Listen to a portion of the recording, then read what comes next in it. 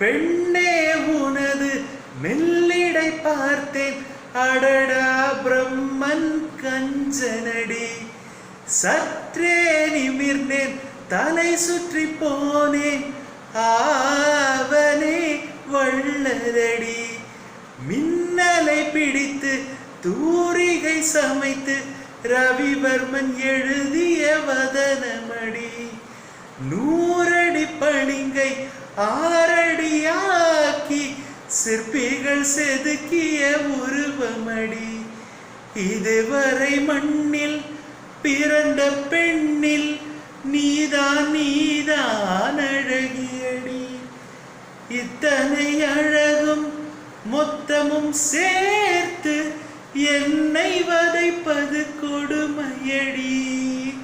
அன்பே அன்பே கொல்லாதே.